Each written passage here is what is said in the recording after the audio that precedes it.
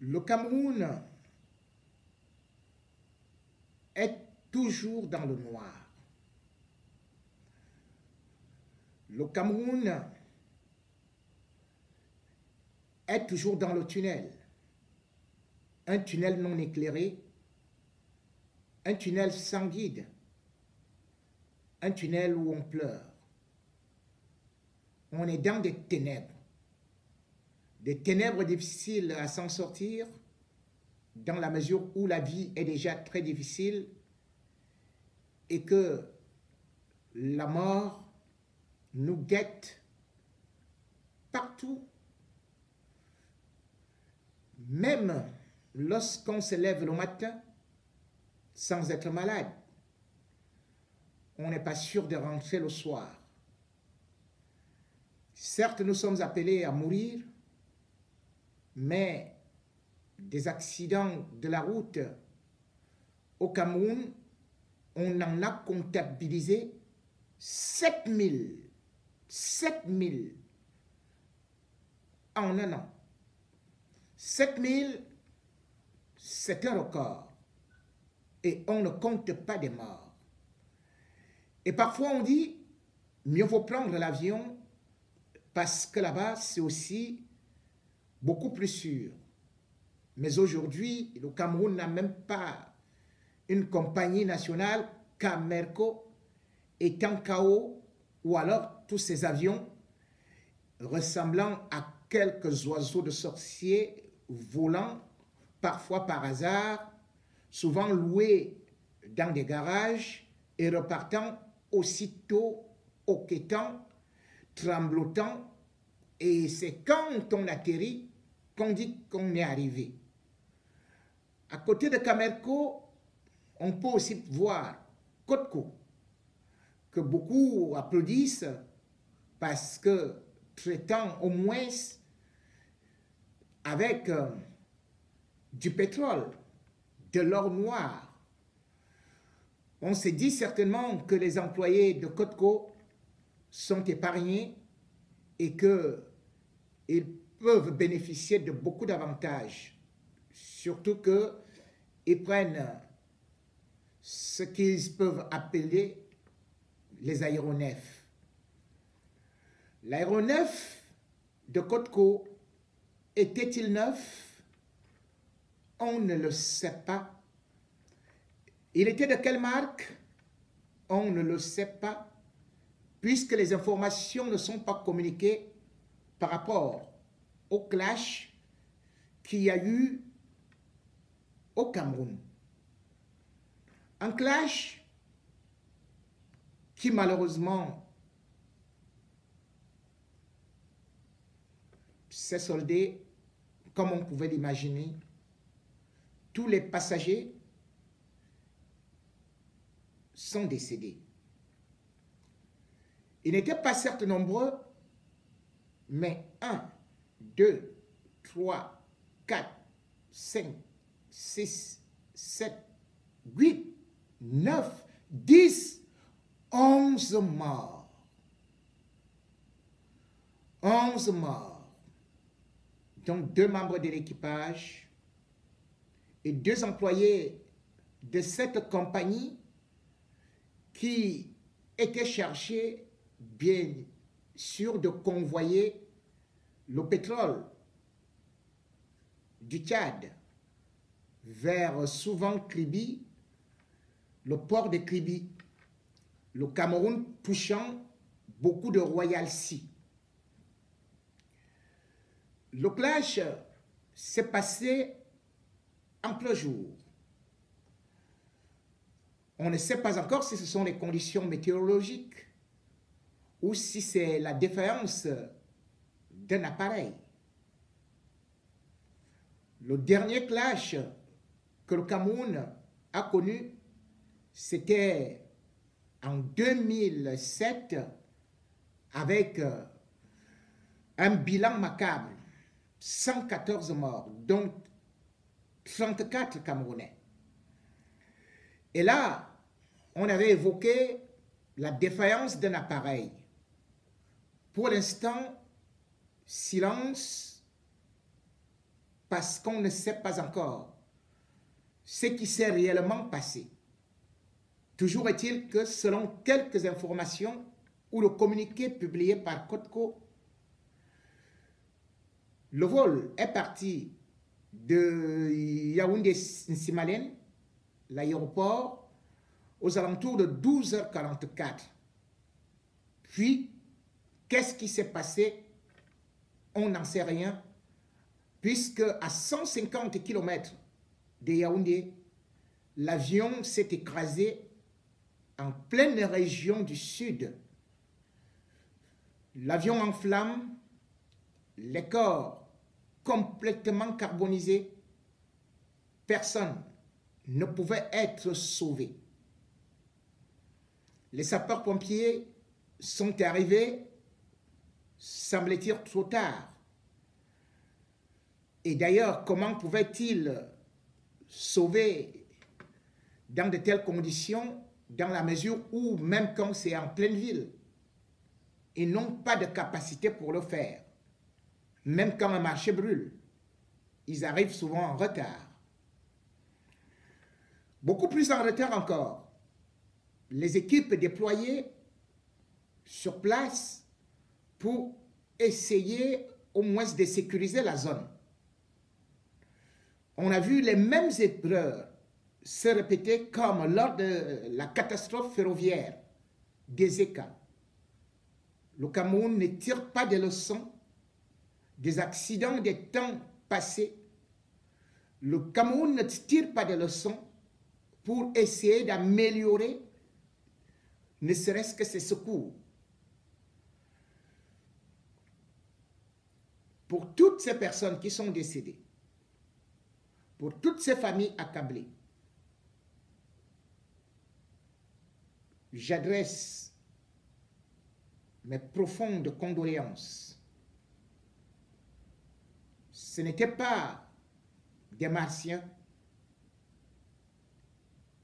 c'était des Africains et plus particulièrement des Camerounais, des familles.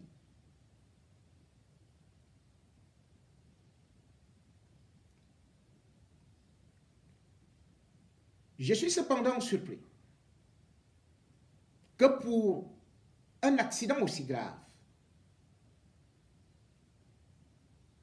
le premier Camerounais, Paul Biya, soit absent plus de 48 heures, voire plus, sans communiquer.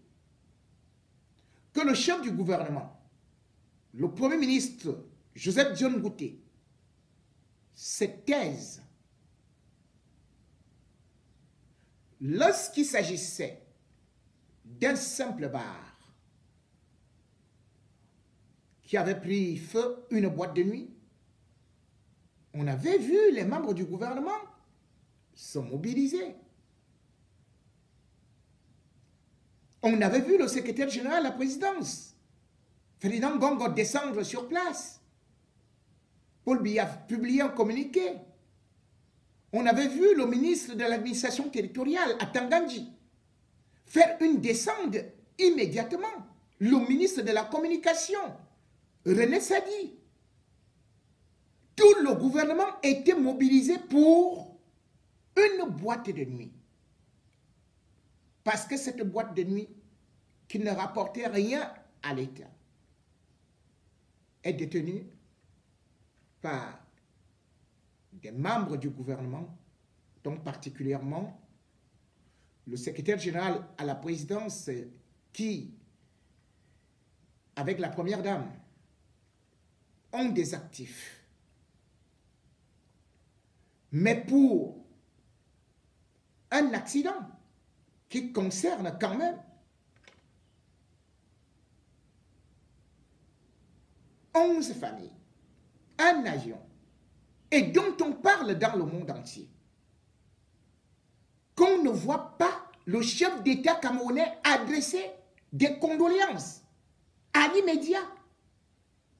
C'est plutôt l'opposition qui s'exprime. On voit plutôt de l'extérieur des gens qui pleurent, mais pas le président de la République, pas le chef du gouvernement, pas le secrétaire général de la présidence, pas le ministre de l'administration territoriale. Et pourtant, rien que pour le pipeline, le Cameroun reçoit depuis des centaines de milliards par an.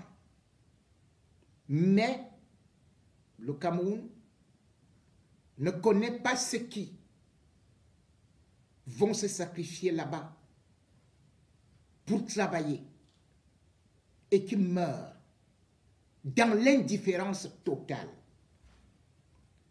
Ceci est beaucoup plus surprenant que cet accident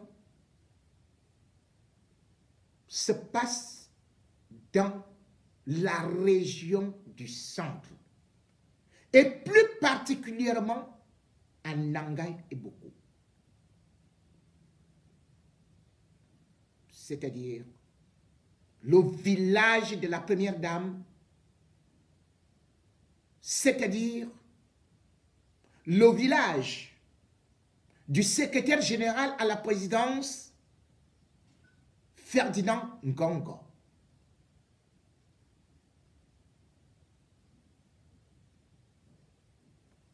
Dans quel pays sommes-nous donc?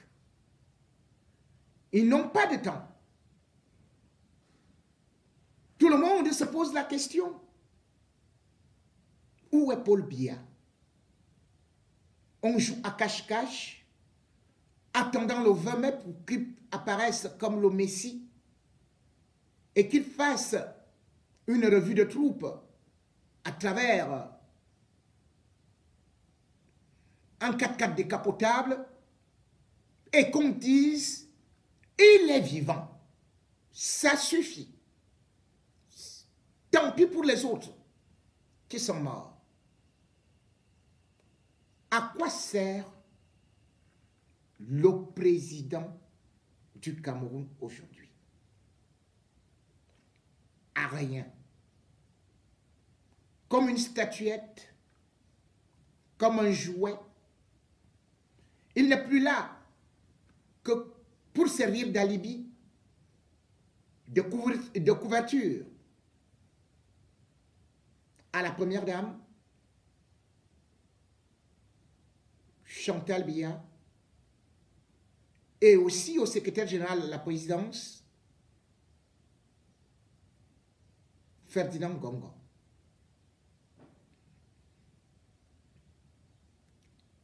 Pendant ce temps, c'est Chantal qui s'exhibe. Il y a deux chez elle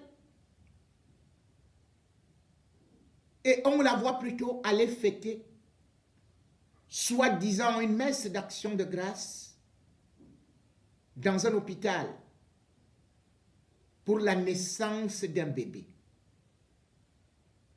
Elle profite pour marquer son territoire.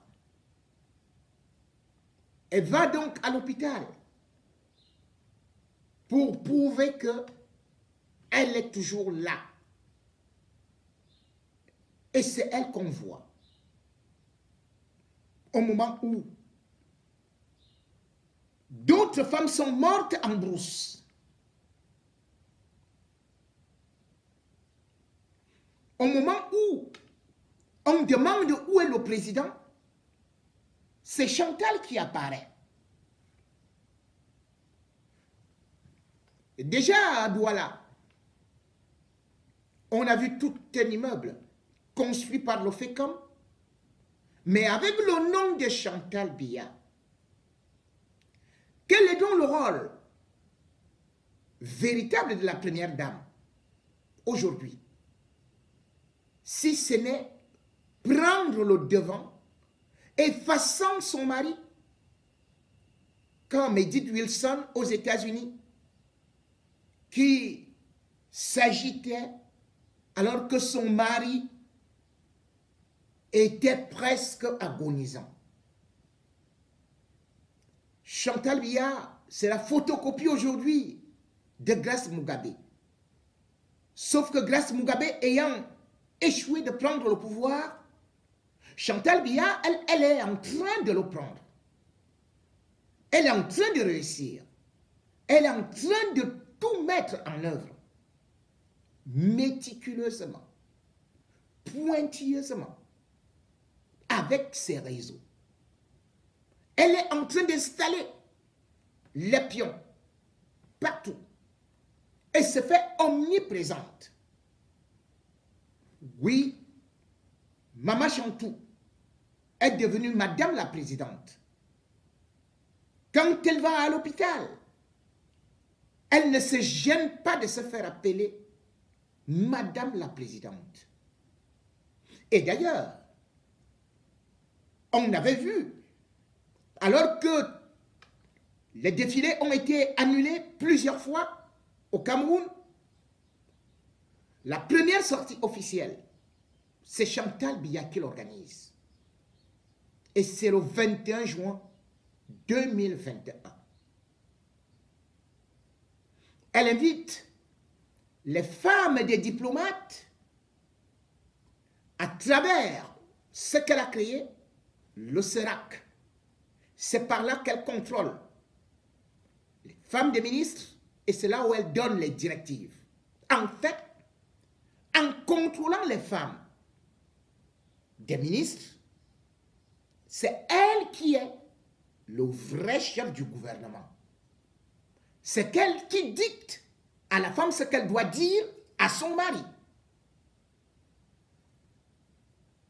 Le 21 juin 2021, alors qu'on nous disait qu'il y avait le confinement et qu'on ne pouvait rien organiser, on n'avait d'ailleurs pas organisé le défilé du 20 mai, Chantal Biya, elle organisait cette réception-là alors qu'on ne voyait pas Biya.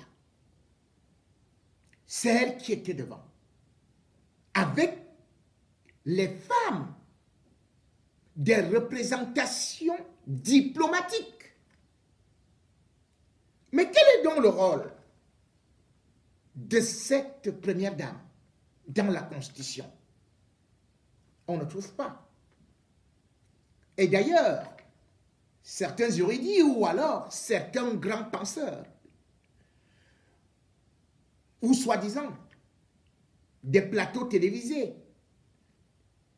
tout un salut au grand créateur, le professeur Onangini, qui avait eu l'idée de créer le chantalisme, en voulant d'ailleurs lui décerner un doctorat comme on voulait décerner, comme on avait décerné à Grace Mugabe.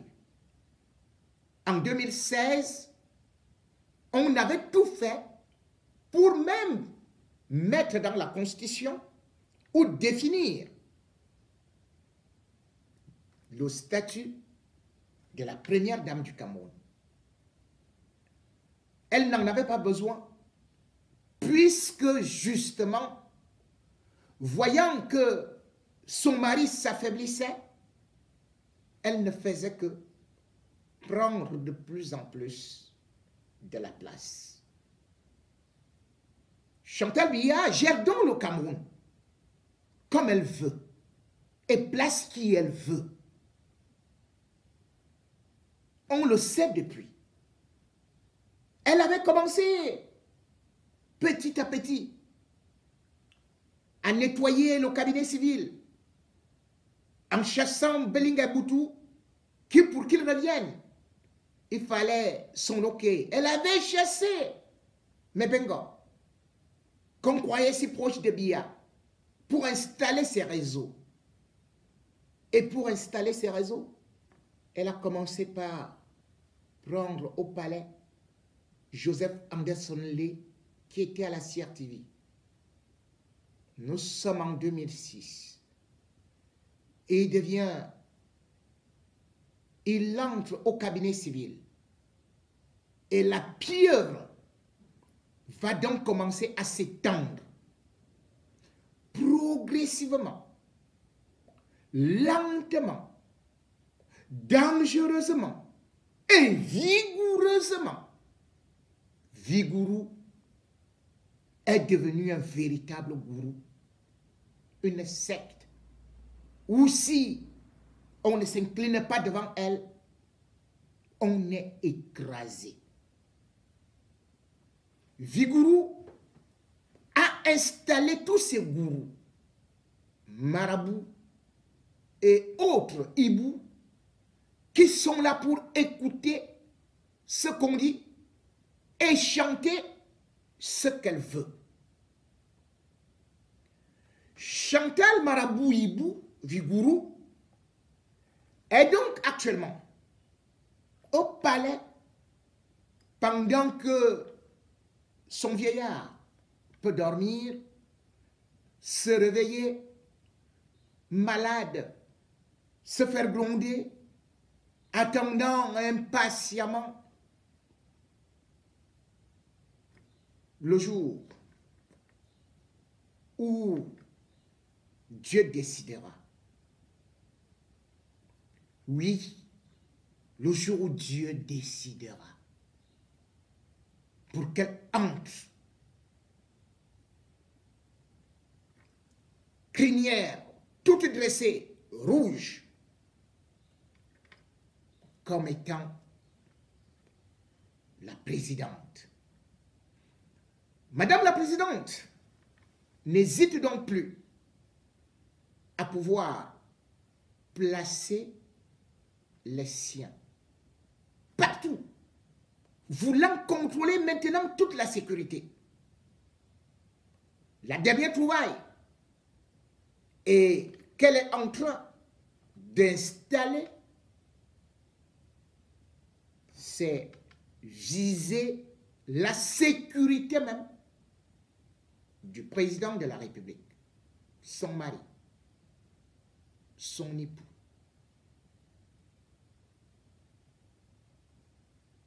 Autour de Béa, quand on voit la nomenclature aujourd'hui, non seulement on voit Abissou, qui est comme conseillère,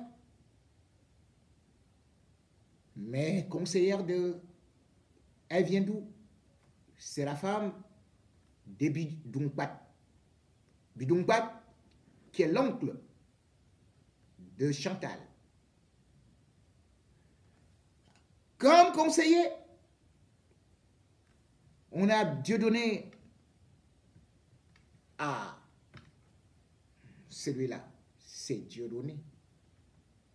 Dieudonné. Un certain Dieudonné.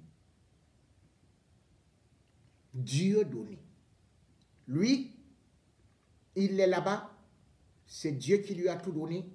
Richesse, pouvoir, pour faire la samba au palais. Dieudonné Samba organise des sambas et aussi contrôle des sorties de sacs d'argent. Toujours côté argent, on a le petit enfant. Du côté de maman, la sœur de maman, son fils, c'est aussi mon fils. Mon gourou.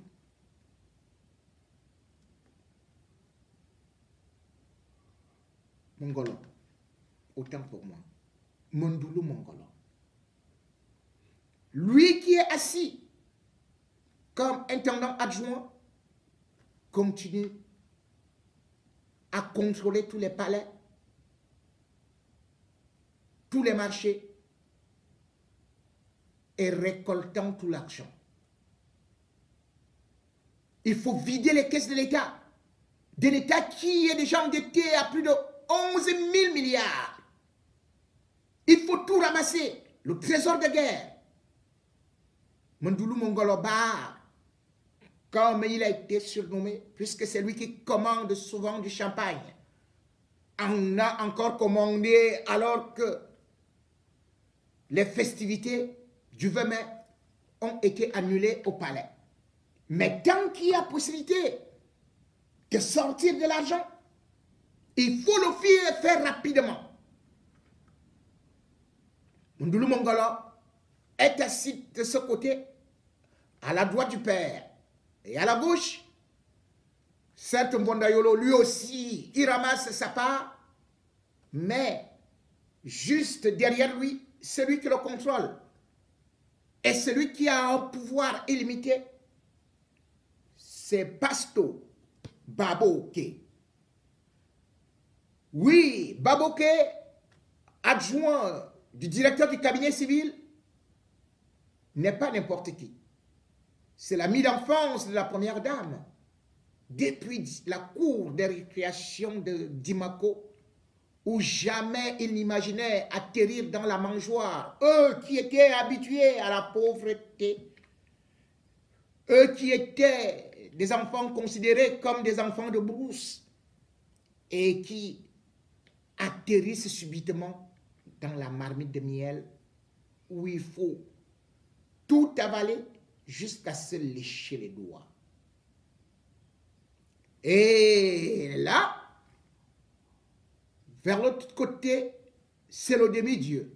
C'est son chouchou. Miou, miou. Gongo. Ferdinand. Oui.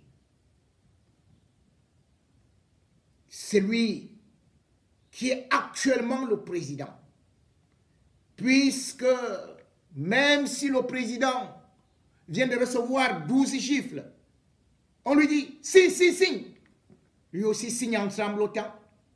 Et on vient dire en gongo sur haute instruction. Et il répercute sur haute instruction de l'homme battu. Vous, je vais vous battre. Voici comment fonctionne une république. Sur haute instruction du président emprisonné, je vous mets en prison. Sur haute instruction du président enchaîné, j'enchaîne tous vos pouvoirs. Sur haute instruction du président,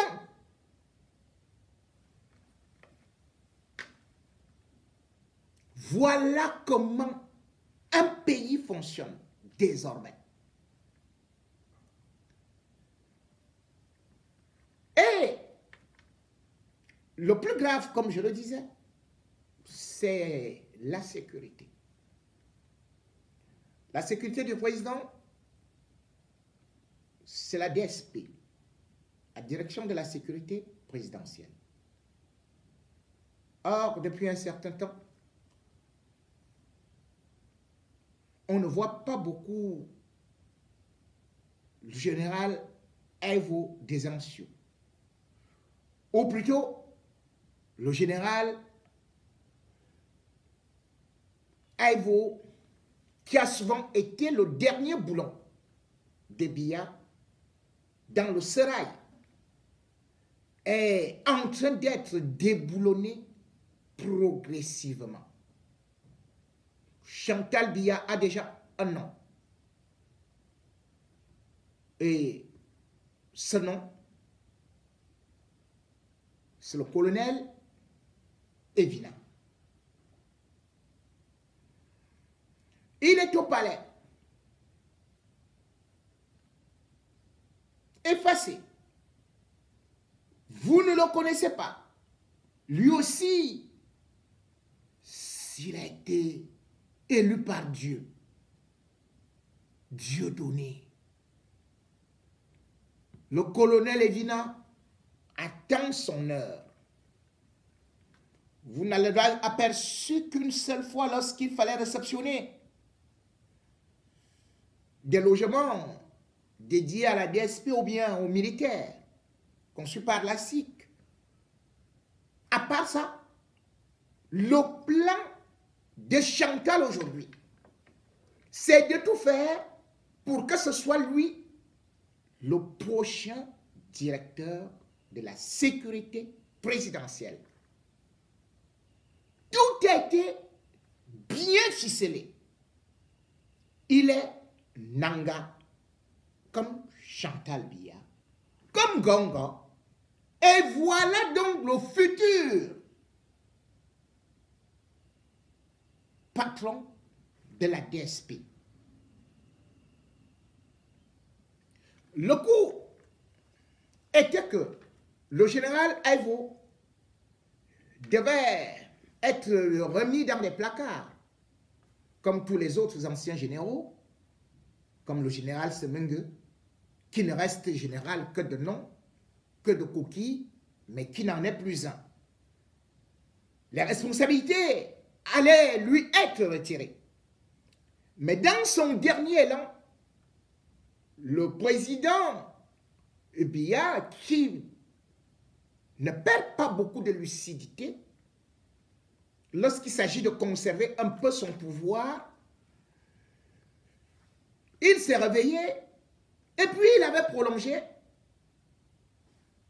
Aivo de 2 ans. Chantal est devenue furieuse, disant au président, mais il a déjà trop duré, il faut déjà qu'il parte. Biya est affaibli.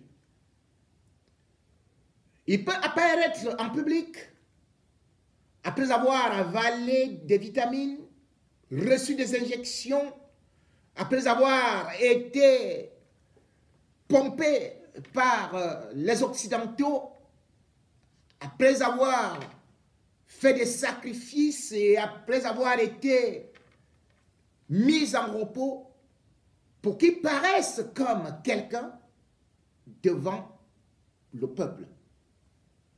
Mais en réalité, Biya n'est qu'un homme. Même si son corps était en acier, même si son corps était en fer, le fer rouille. C'est donc normal qu'avec l'âge, le corps de Biya rouille. C'est normal qu'avec l'âge, puisque même au village, lorsque vous voyez votre grand-père, à une certaine heure, il s'endort même à 10 heures. Il ouvre parfois la bouche et les mouches entrent. Vous pouvez même retirer son chasse-mouche et il ne s'en rendra pas compte. Retirer son pagne, vous pouvez le ridiculiser.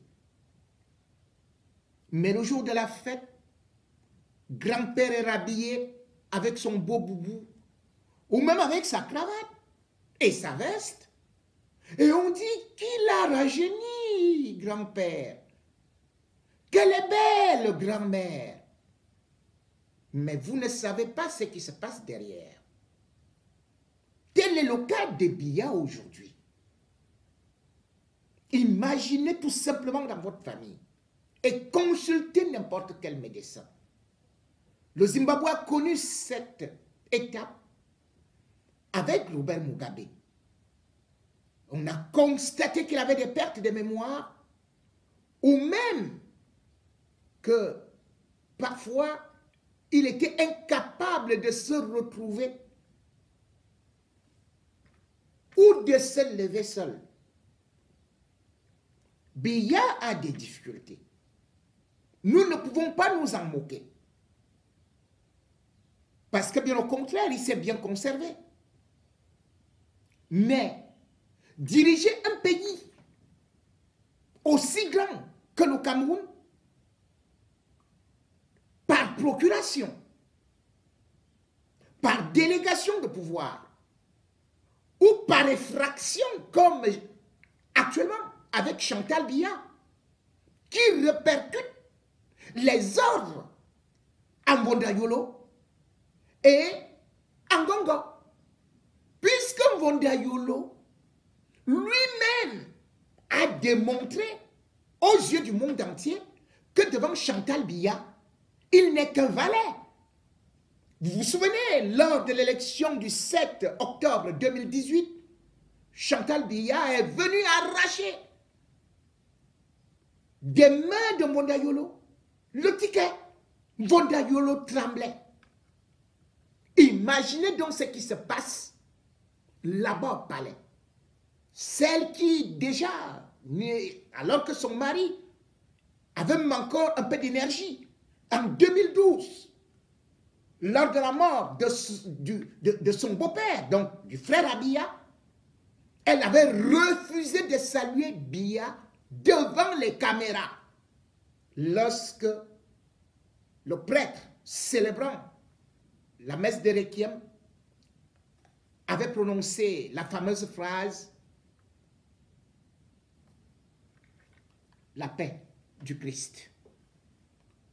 Elle l'avait refusé pour vous montrer le caractère de cette dame.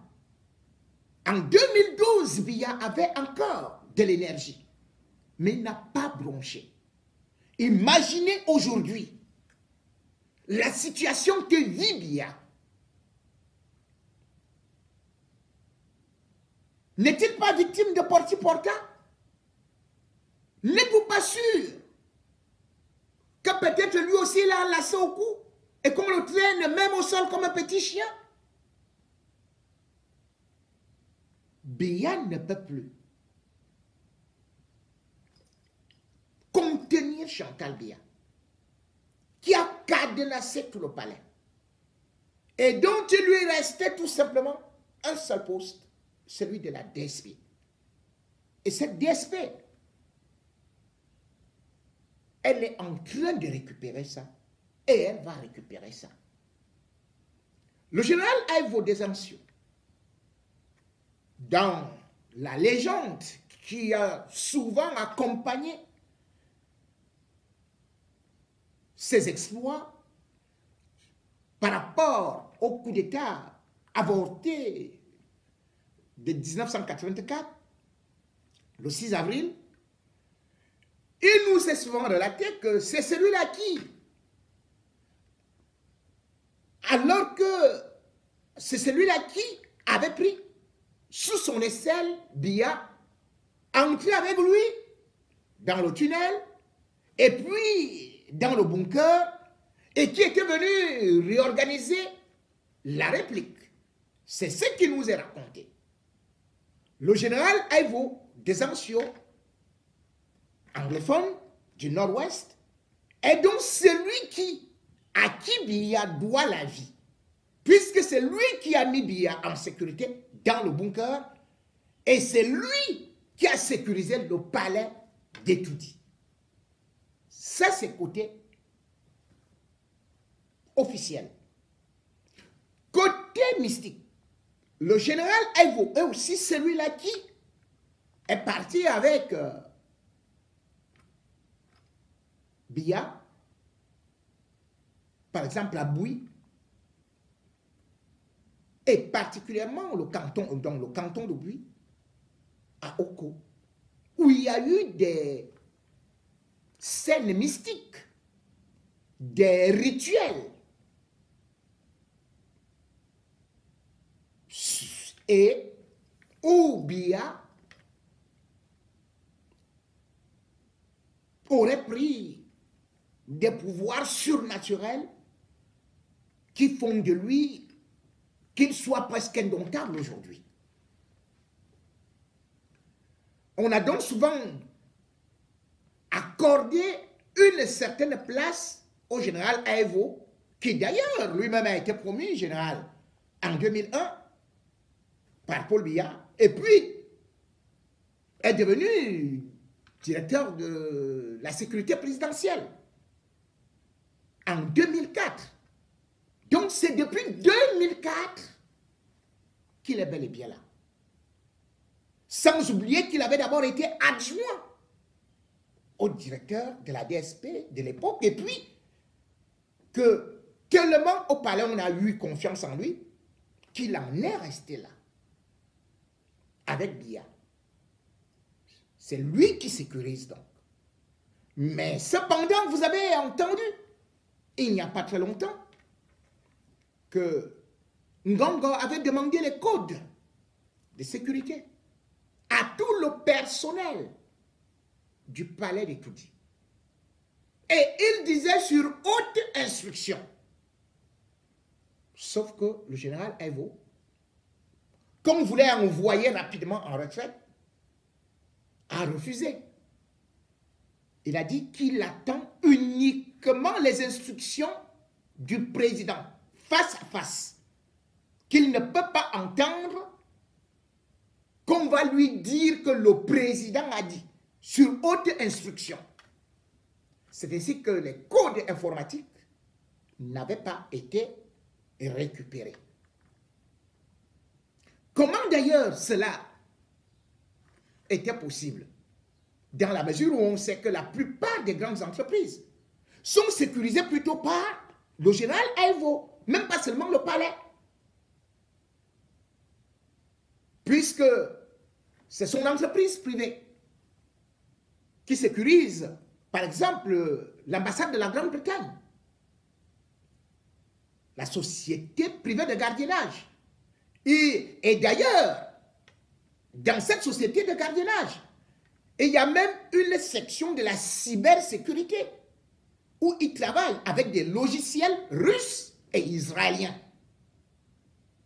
Donc, au niveau du palais de Toudi, il a installé cela. Et c'est lui qui maîtrise tous ces codes-là. Et Ngongo voudrait maîtriser non seulement toutes les communications de Biya, mais tout le monde. Le jour où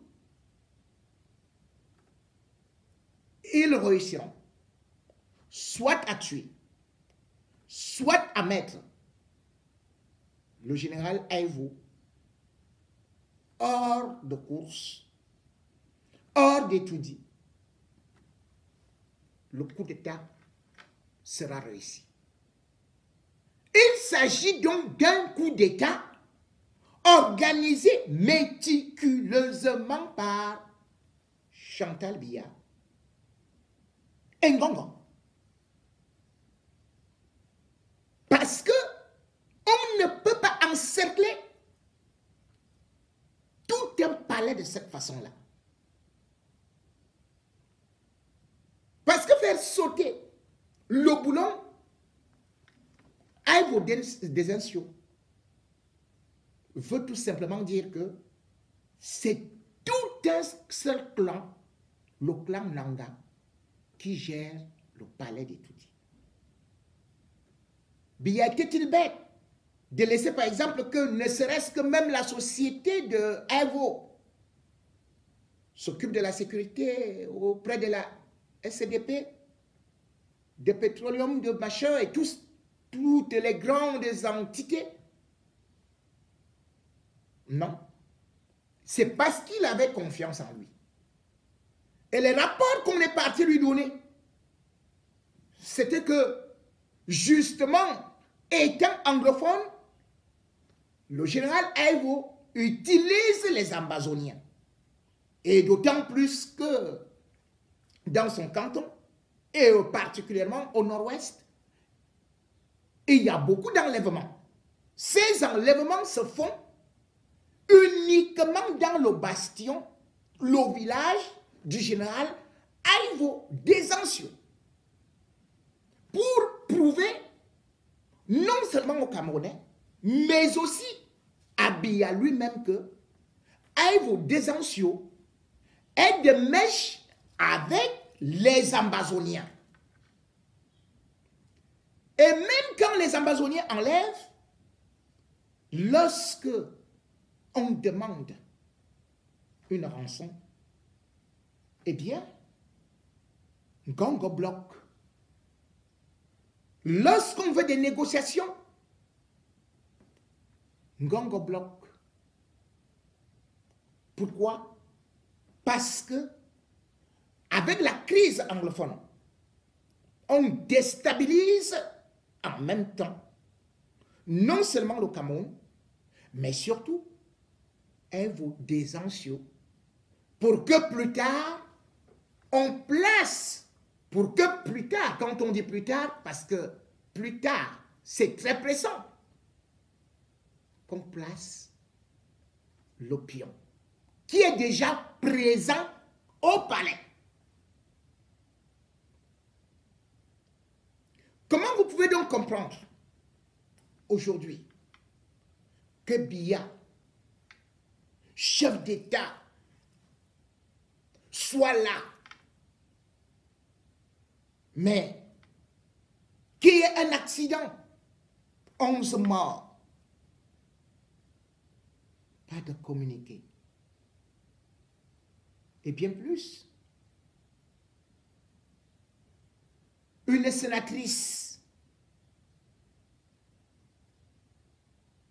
Regina Mundi, est détenue otage. Puis des images dont on ne peut pas encore certifier que c'est elle. Mais selon ce que j'ai reçu, c'est de l'horreur.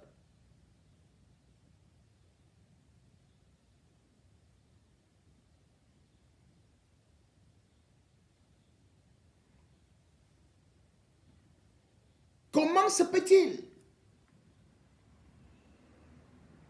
que dans un pays comme le Cameroun, qu'on dit diriger, que le président de la République ne donne pas de directives, ne fasse pas une sortie lorsqu'il y a des cas aussi graves, lorsqu'il y a des événements qui surviennent de partout, lorsque le pays est en ébullition. Biya est là, mais n'est pas là. Parce qu'un chef d'État devrait immédiatement demander qu'on prenne des dispositions par rapport aux appels qui lui ont été lancés par Regina Mundi. Regina Mundi,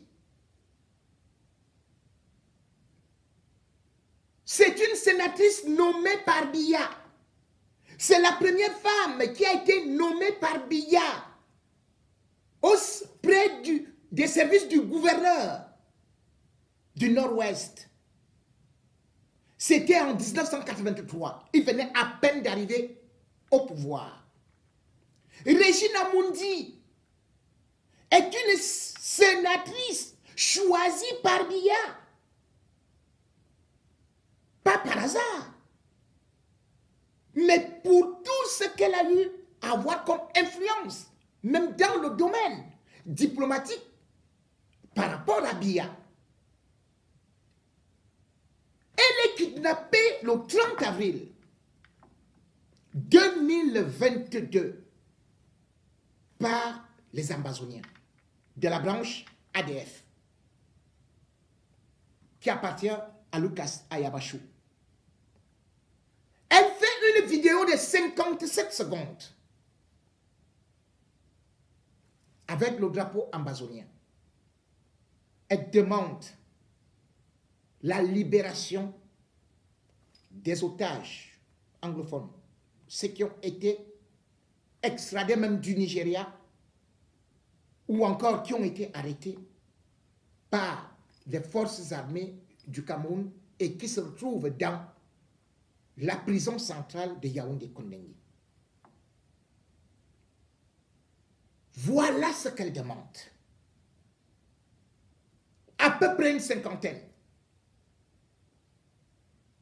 Non seulement le président de la République, à cet instant, doit présider le Conseil de défense, mais surtout, il doit donner des instructions au ministre des Forces armées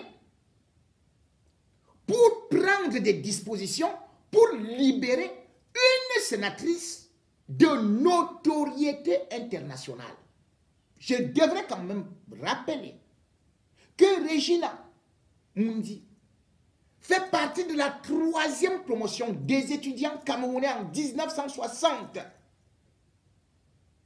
Dans les années 60, aller étudier aux États-Unis. Grâce aux gens comme Kennedy. Vous vous rendez compte que elle a été au Trinity College, le même établissement que Pelosi, celle qui trône à la Chambre aux États-Unis. Elle a été dans cette école-là. Avec, le gouverneur du Kansas. C'est une grande économiste ayant ses entreprises, mais qui a consacré sa vie à Paul Biya, au régime en place. Et c'est pour cela qu'elle est nommée et pas élue. Elle ne kidnappe pas avec son chauffeur. Où? À Bamenda. En plein jour. Alors qu'on nous a dit que la sécurité là-bas, c'est magnifique. On nous a dit que la guerre, c'est terminé. Que les anglophones, les ambazoniens, c'était mort. Le Bir avait tout écrasé. Elle est kidnappée depuis le 30 avril.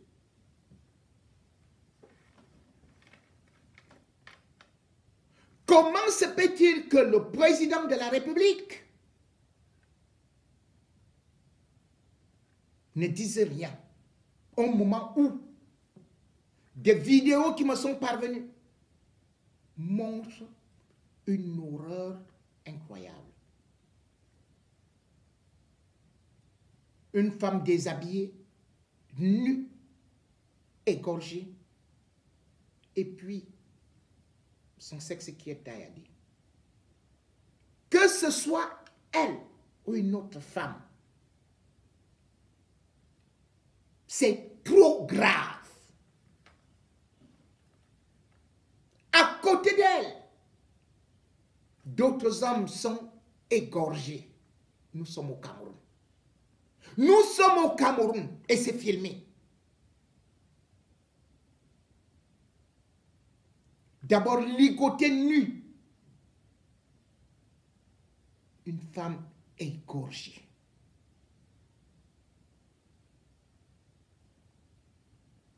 Les hommes sont égorgés.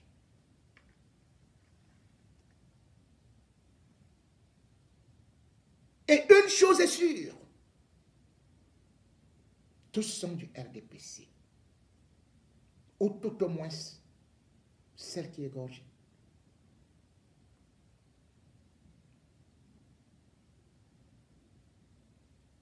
Et d'ailleurs,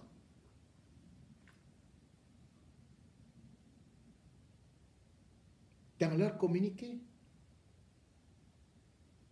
ou dans leur communication, les Ambazoniens n'avaient pas manqué de souligner qu'ils allaient l'abattre, l'assassiner, l'ouvrir, ou soit même avant, si jamais le gouvernement tentait une action de force pour essayer d'aller la libérer.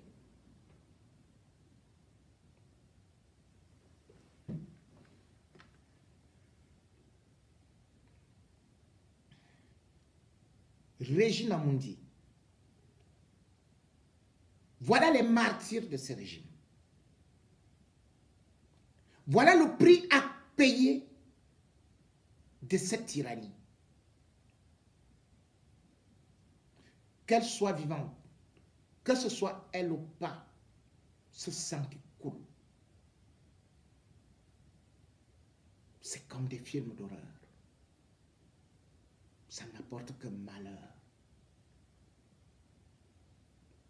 Nous sommes devenus un pays de tueurs.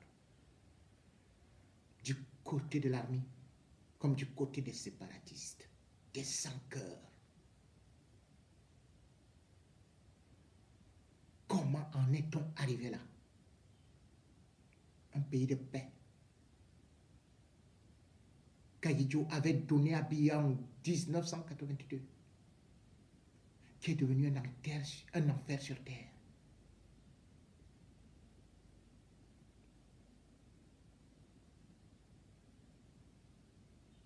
Comment en est-on arrivé là?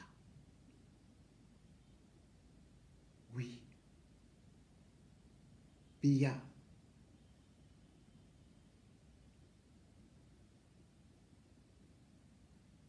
Rendra des comptes.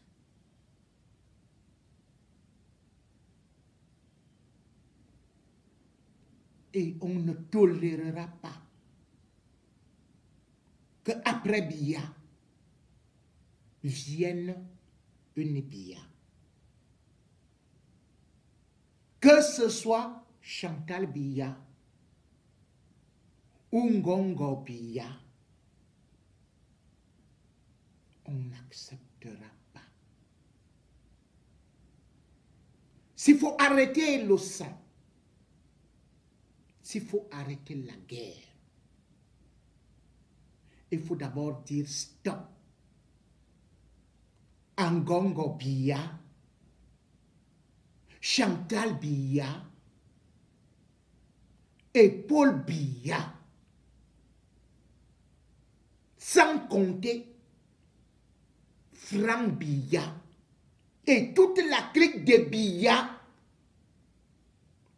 qui nous a mis si bas, plus bas que des rats, à bas le régime Biya.